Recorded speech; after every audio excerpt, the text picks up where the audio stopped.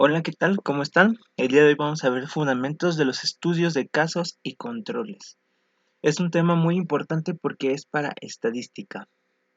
Con ello, para el módulo de metodología, vamos a empezar con preguntas de ejercicios y explicando bien el tema. Entonces, primero, ¿cuál es la principal característica que define el diseño de un estudio de casos y controles? Tenemos 4 opciones aquí. En todas dicen que parte de los participantes como son seleccionados. Entonces, veamos el primero.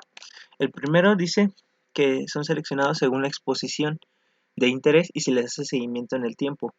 Los participantes son seleccionados según la presencia de casos, ausencia de controles de desenlace, y los participantes son asignados aleatoriamente a un grupo de intervención o control. El último se mide la prevalencia de una enfermedad y una exposición en un momento específico.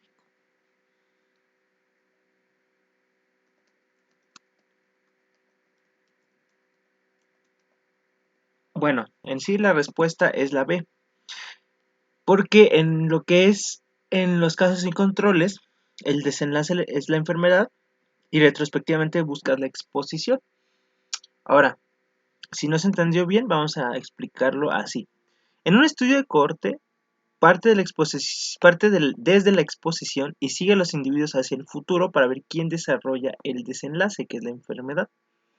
Mientras que en un estudio de casos sin controles, se busca primero los que están enfermos y los que no. De ahí parte de desenlace, o sea, la enfermedad, y retrocedes en el tiempo, retrospectivamente buscando la exposición. Por eso se le llama como un estudio retrospectivo porque es de atrás hacia adelante. Entonces la exposición fue en el pasado y la enfermedad es el desenlace y partimos desde el desenlace. Ahora, ¿por qué no podría ser las otras? Los participantes son seleccionados según la exposición de interés. Esa es la definición exacta de un estudio de cohorte prospectivo y les da seguimiento en el tiempo. Esto realmente sería un estudio de cohorte. En el caso de la C, los participantes son asignados aleatoriamente. Este es la piedra angular de un ensayo clínico controlado aleatorizado. Y lo que es la D se mide la prevalencia de una enfermedad. Eso realmente es en un estudio transversal. Bueno, luego 2. En un estudio de casos de controles y controles, la medida de asociación más comúnmente calculada es riesgo relativo, diferencia de riesgos, odds ratio o hazard ratio. Bueno, en esta cuestión recordemos que para lo que es el caso sin controles es el odds ratio. Ay, aquí está mal, es la C. Dado que no se pueden calcular incidencias a partir de este diseño, se estima la razón de oportunidades o odds ratio. Ahora, para entender un poquito más esto, partamos de qué es el odds ratio, cómo se calcula. Si bien en un estudio de casos y controles no conocemos la población total en riesgo, ni el tiempo ni el seguimiento, no podemos ver la tasa de incidencia. Entonces, sin incidencias es imposible calcular el riesgo relativo. En su lugar, vamos a calcular el odds ratio.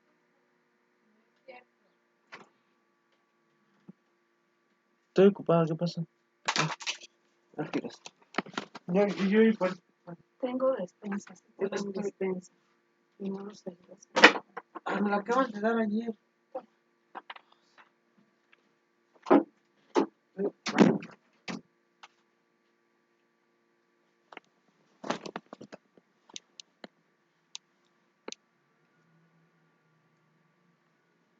El odds ratio, ¿cómo lo calculamos? Son las oportunidades de los expuestos, que sería el A entre C, y los casos de los controles que fueron expuestos, B entre C. O sea, digamos que es un X en esta cuestión de la tabla de Quadri. Lo que es el hazard ratio se usa para análisis de supervivencia. Entonces, si no se entendió, recapitulemos lo que es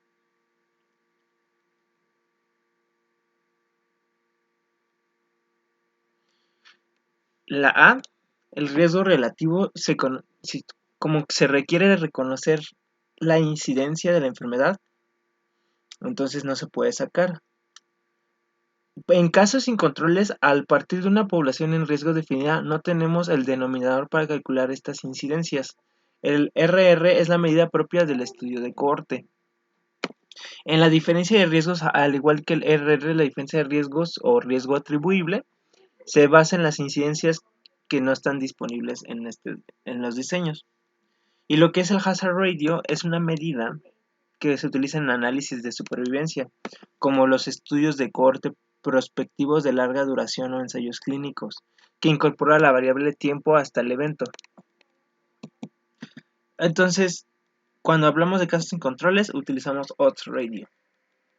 Hablamos de las ventajas de los estudios de casos y controles. Si bien aquí tenemos las opciones, en la A son ideales para estudiar enfermedades raras o de largo periodo de latencia. En este caso la respuesta sí sería la A, pero vamos a ver por qué en las otras no. Para una enfermedad rara, un estudio de cohorte necesitaría seguir a cientos de miles de personas sanas durante años para encontrar casos, unos pocos casos. El estudio de casos sin controles va a eludir este problema. ¿Qué quiere decir esto? Entonces, tenemos que para enfermedades que son largas como lo es el cáncer, un estudio de cohorte tendría un seguimiento de décadas. El estudio de casos sin controles investiga la exposición, ¿se acuerdan? En el tiempo, de forma retrospectiva, y entonces obteniendo muchas respuestas mucho más rápido. Entonces, la pregunta aquí es ¿por qué las otras no? Si bien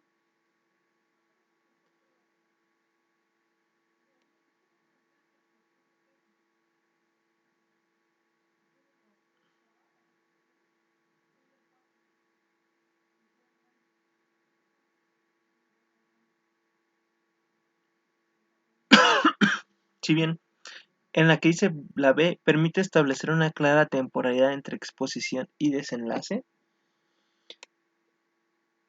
este de hecho es una desventaja. Al recabar la información sobre la exposición de manera retrospectiva, incluso a veces hasta años después, es difícil asegurar que la exposición ocurrió antes de que inició la enfermedad, especialmente si fue algo como insidioso. Entonces la temporalidad es más clara en estudios de cohorte prospectivo. ¿Qué pasa en la C? Son menos susceptibles a sesgos que los estudios de cohorte.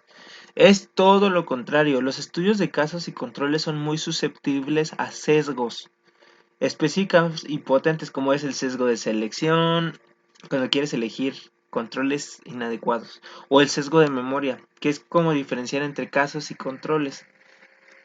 Entonces, los estudios de cohorte prospectivos, aunque no exentos, suelen tener menos problemas con estos sesgos. Entonces, en resumen, el sesgo de selección y de memoria son los que aparecen en casos y controles y son muy susceptibles a esos sesgos. Y la D, ¿qué pasa? Permite calcular la incidencia.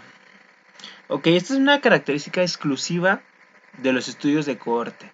En casos y controles, la proporción de casos y controles es fijada por el investigador. O sea, 1 a 4, ejemplo, ¿no? Por lo que no refleja la incidencia real en la población.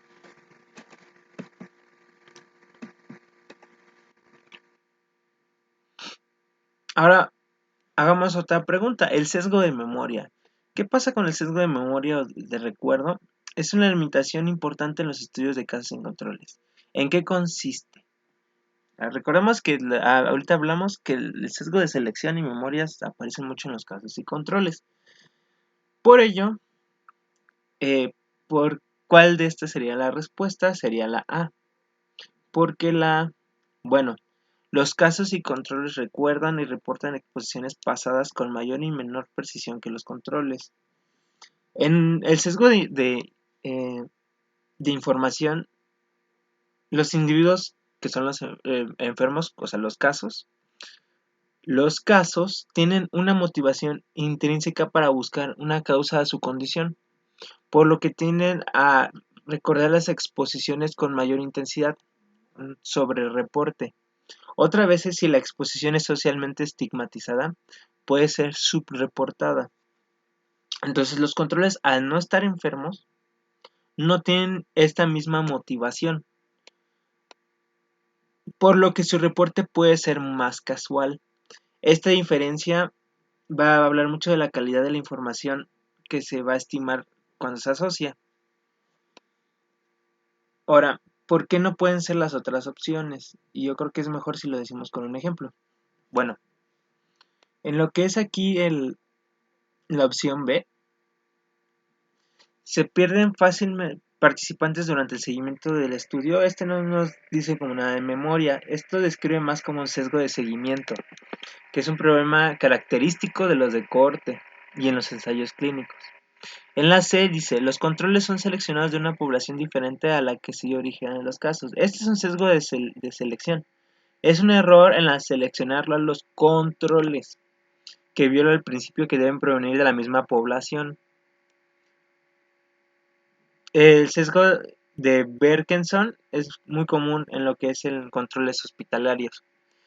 Y los investigadores influyen en la asignación de los participantes a los grupos. Ese es realmente enmascaramiento. Es fallar en la aleatorización. Son problemas típicos de los ensayos clínicos, lo cual no sucede en los estudios de casos y controles.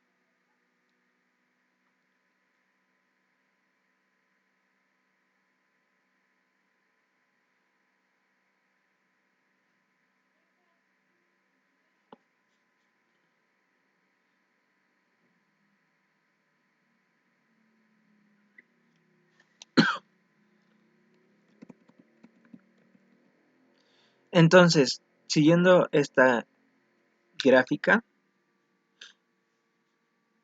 yo creo que lo principal, los fundamentos de casos y controles, es saber que dan la puerta de entrada o es un estudio inicial para generar una hipótesis sobre un brote epidémico de una causa desconocida. Vamos a dar un ejemplo. En una investigación de brotes, como una gastroenteritis en un banquete, la velocidad aquí es crucial. Los estudios transversales, que son encuestas, van a identificar el problema. El siguiente paso lógico para identificar la fuente es un estudio de casos y controles. Se va a definir los casos, son las personas que están enfermas, aquí las caritas tristes, las personas enfermas con la definición de caso, y los controles, que son los que están sanos al mismo tiempo, al mismo evento. Entonces, este tiene gastroenteritis y estos no tienen gastroenteritis. Y para ello se le preguntan rápidamente qué comieron y qué bebieron. Se va a calcular el odds ratio para cada alimento y se identifica aquel con el odds ratio más alto y significativo. En este caso la exposición es el alimento. Entonces, así podemos saber identificar la fuente de lo que los hicieron que se enfermaran de gastroenteritis. Es rápido, barato y eficaz para generar la hipótesis causal que luego podrá ser confirmada con otros métodos. Ahora recuerden, el método estadístico estándar para esto es la regresión logística condicional, que va a modelar la probabilidad dentro de cada un par o estrato. Por eso, la regla de oro en epidemiología es si se emparejan el diseño se debe analizar pareado.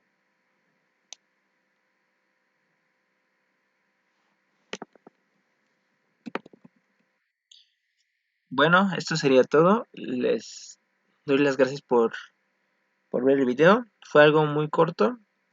Nada más fueron en sí los fundamentos y el análisis de un ejemplo. Entonces, les pido que les den like y pues les mando muchos saludos. Chao.